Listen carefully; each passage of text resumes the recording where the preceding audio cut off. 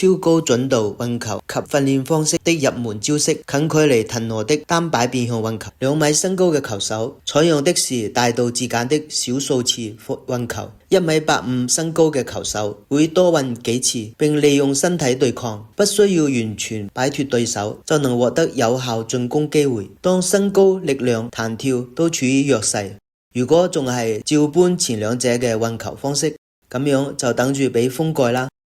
有得必有失，實際上普通身體素質嘅球手缺乏的是符合自身優勢的終極武器，咁就係超高準度的運球及其訓練方式。而我的第二個籃球運球招式創作單擺連續變向運球，淨係通往超高準度運球及其訓練方式的一個入門招式。大家好，我係顏志航。上一次視頻介紹咗首個籃球運球招式創作，一開始係喺度揾緊運動量大又容易堅持嘅健康訓練方式，而慢慢就發現咗提高運球準度不僅能夠滿足以上需求，同時亦具有非常重要的實戰效果。軸心點連續變向運球大大提高咗對運球軌跡嘅準度要求，但對手臂肩膀嘅瞬時準度要求極低。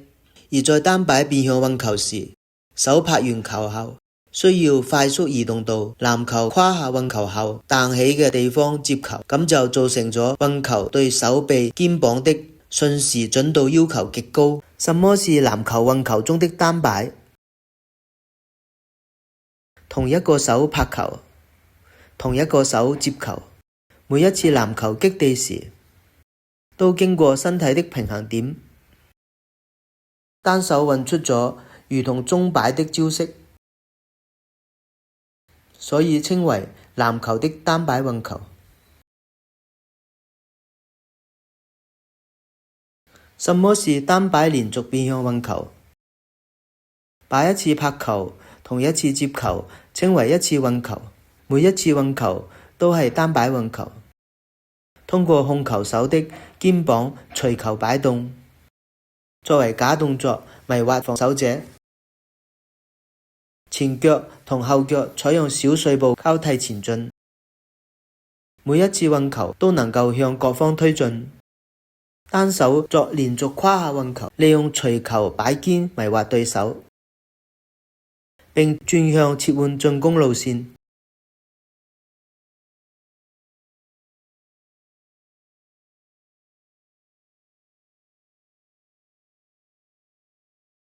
單擺運球的基本步伐： 1. 前行，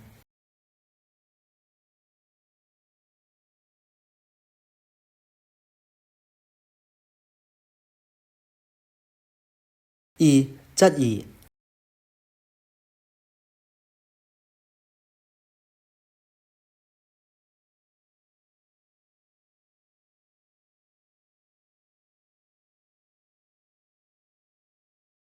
3. 後退，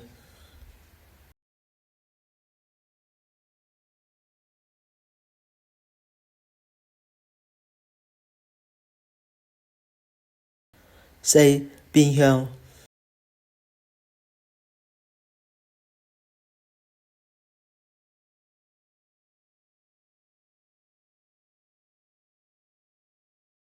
實戰效果：單擺運球能夠瞬時作出球路調整，面對單人或多人的拼搶時，效果尤其顯著。在剛開始使用此運球招式時，我就屢次在多人對抗中，面對單人的貼身拼搶或兩名防守者的突然合圍，瞬間的騰挪過人，亦經常獲得對手們的稱奇讚賞。雖然單擺變向運球的被動騰挪能力好強，但基本動作下的單擺運球主動衝擊力大大減弱咗。後面將會介紹如何引入更多的步伐，通過加大推球的爆發力，使其成為實戰中主動進攻的利器。呢個就係我嘅第二個籃球運球招式創作。感謝收看，下期再見。單擺連續變向運球，顏志航原創運球招式，發佈於2021年1月。